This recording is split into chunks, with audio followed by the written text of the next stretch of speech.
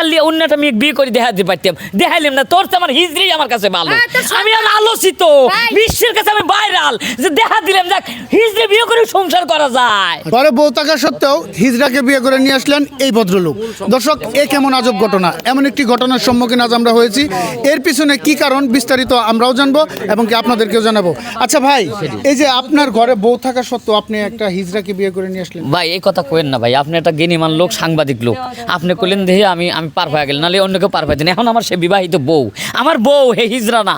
হিজড়া আগে ছিল কিন্তু এখন হিজড়া নেই, হ্যাঁ আমার বিবাহিত বউ। ভাই আপনি হচ্ছে আমার স্ত্রী। এখন একটা বিষয় হচ্ছে যে কি, যে শাক দিয়ে কখনো মাছ ডাকা যায় না, সে আসলে একজন হিজড়া, তো হিজড়াকে হিজড়া বলে মানে উচিত। তো যাই হোক, আপনি তাকে কেন বিয়ে করলেন সেই বিষয়টা যদি। আমার বিয়ে করার কারণ আছে, লজিক আছে। কারণ আমি আগে জাকলি সংসার করেছি, জীবনে তার গাও গেছে যে বর্ষা সুখ দুঃখের কথা সেটুকু কমের পারি নেই, কিন্তু হিজড়ের কাছে আমি তার চেয়ে বেশি কিছু পাইছি, তার চেয়ে বেশি কিছু পাইছি। আচ্ছা ভাই, আপনারা একটু শান্ত হন। মানে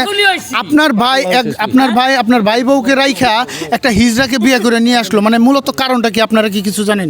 ভাই আসলে ও হলো আমার ছোট ভাই। আচ্ছা। এখন ছোট ভাই হলে সন্তানের সমতুল্য। হ্যাঁ। মানুষ ভুল করে, আচ্ছা। কিন্তু ও যে এত বড় একটা ভুল করবে এটা আমি জীবনেও কল্পনা করতে মানে পারিনি। কেন এই ভুল কাজটা করছে সেই বিষয়টা কি আপনারা জানেন? কেন ওদের সংসারে তো কোনো গ্যাঞ্জাম দেখি না, বাজার ঘাট থেকে শুরু করে যেখানে। আমি করি নাই, যে গ্যাঞ্জাম হয় নাই। তুই আমাকে কোনো সময় কিছু বলছিস, আমাকে কোনো সময় বলছিস তো ভাবিকে কিছু বলছিস? আপনারা একটু শান্ত হন, আপনারা একটু শান্ত হন, আমরা একটু ভাবির কাছ থেকে জানার চেষ্টা করব। কাজ করলে হবে। আপনারা সবাই শান্ত হন। আচ্ছা, আপনার স্বামী আপনাকে রাইখে একটা হিজড়াকে বিয়ে করলো, মূলত কারণটা কি যদি একটু বলতেন?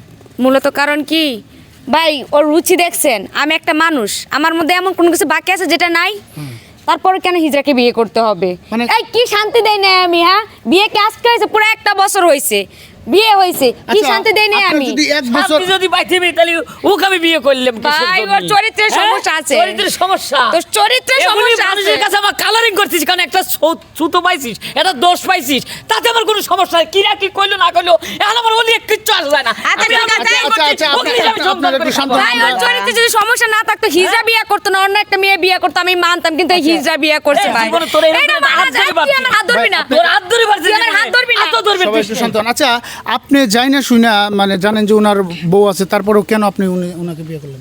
শোনেন, আমি কয় আপনারে, আমরা হিজড়া না, আমাকেও কিন্তু কেউ বিয়ে করবার চায় না।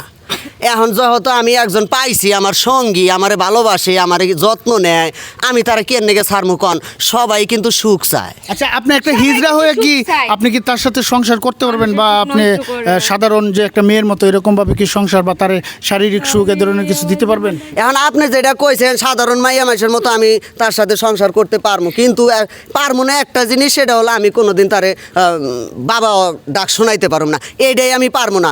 এছাড়া একটা মেয়ে যা দিব আমি একটা হিজড়া সব কিছু দিতে ভাই, পারবো। এছাড়া যা দিব আর কথায় কথায় হাত তালি দিতে পারবা, হ্যাঁ? কথায় কথায় হাত তালি দিয়ে জামাইরে ঠান্ডা করে রাখতে পারবো, যেটা আমি পারি নাই। আচ্ছা এইজন্য আমার দর্শক, জামাই আসলে বিয়ে করছে হিজড়া। এই ভাই কেন হিজড়াকে বিয়ে করলো, মূলত আসল কারণটাই আমরা জানতে পারলাম না।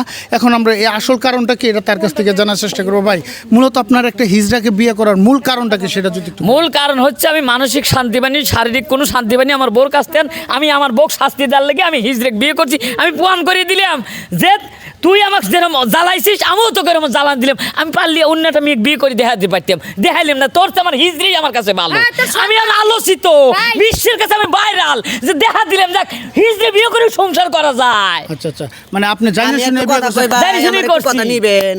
আমার কথা হলো কি ভাই, যে একটা মেয়ে আর একটা মেয়ে দুইজন, কিন্তু একটা স্বামী যদি দুইটা মেয়ের বিয়ে করে তাহলে কি হয়, সতীন হয়। সতীনে কিন্তু অনেক ঝগড়াঝাটি হয়, অনেক কিছু হয়। কিন্তু হিজড়া আমারে বিয়ে করছে, আমি যে সতীন হয়ে আইছি, আমি কিন্তু এই ঝগড়া করুম না। কেন করুম না? যে আমি এই ঘর থেকে যদি অন্য ঘরে যাই, আমার কিন্তু আর বিয়ে শাদী হবো না, আমার কেউ বিয়ে তো করবোই না, কারণ আমি হিজড়া। এই জন্য আমি কিন্তু তার বোনের মতো দেখমু, বোনের মতো ভালোবাসমু, বুঝছেন? এখন একটা জিনিস সবসময় নারীদের চিন্তা করা দরকার, যে তার স্বামী তার কাছে কি চাইতেছে।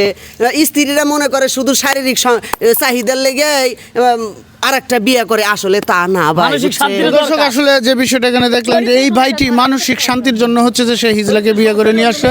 তো